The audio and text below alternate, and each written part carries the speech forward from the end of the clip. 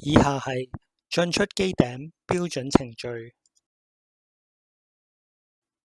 進行工作前，必須要同拍檔一齊進行風險評估，並進行 VFM。首先，我哋要圍封地下大堂同埋進入樓層外門入口位置。進入樓層通常都係喺頂樓，扶橋電梯到進入嘅樓層，確保冇乘客喺電梯機箱裏邊。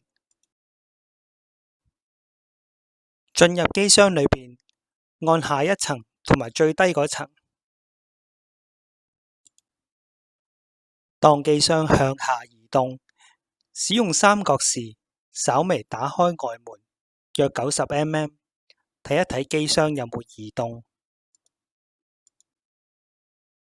觀察約10秒，確保機箱完全冇移動，證實外門閘鎖有效。如果兩個外門係獨立嘅閘鎖控制，必須要各自獨立測試。將機門完全打開，並使用攝門器控制機門。檢查電梯機箱頂部與樓層位置落差較少嘅地方，方便進入。如果落差大於200mm， 就需要重複剛才嘅步驟。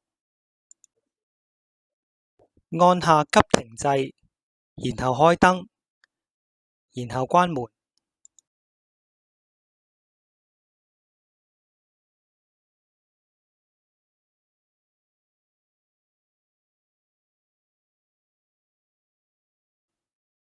按下外撳手，等待大概10秒，以驗證控制有效。再次使用三角時，打開外門，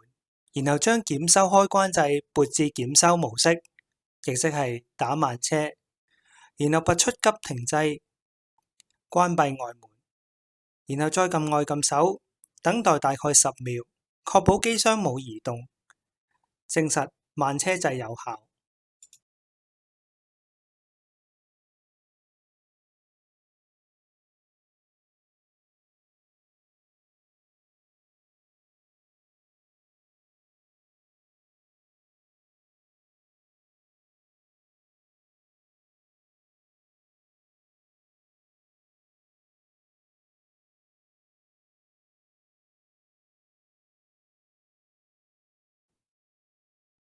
使用三角時，最後打開外門，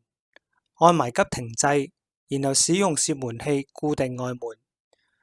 觀察機箱同埋井道嘅情況，進行危害識別，然後先進入機頂工作。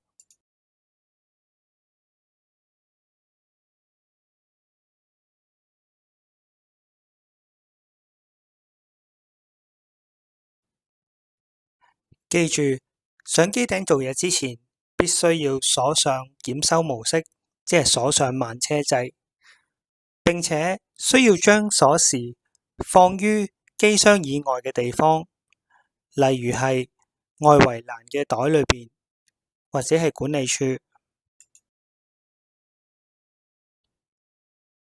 測試老鼠尾，喺檢修模式底下，按下急停，然後同時撳上行同共通掣，然後再同時撳下行同埋共通掣，以驗證老鼠尾嘅控制有效。然後開返老鼠尾嘅急停掣，同時按下上行同埋共通掣，然後再同時按下下行同埋共通掣，分別驗證上述所有嘅開關都有效。如果有機會喺機頂要過後復工作嘅話，必須要佩戴全身式安全帶，配合索環，箍緊喺機頂上面嘅弓子，將大扣扣於索環當中，然後先可以過後復。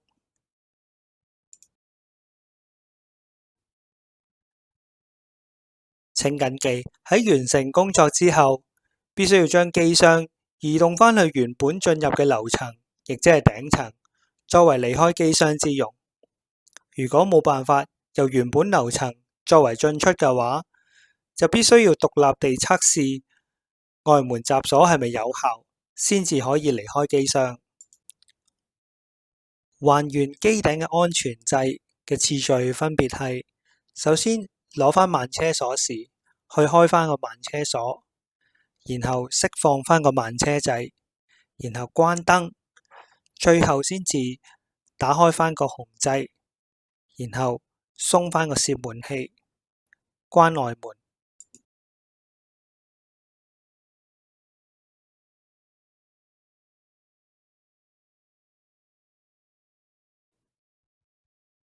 最後撳一撳外撳手，檢查電梯係咪能夠正常運作。當電梯響應呼叫之後，電梯恢復正常服務，就可以清除返圍欄，完成整個進入機頂程序。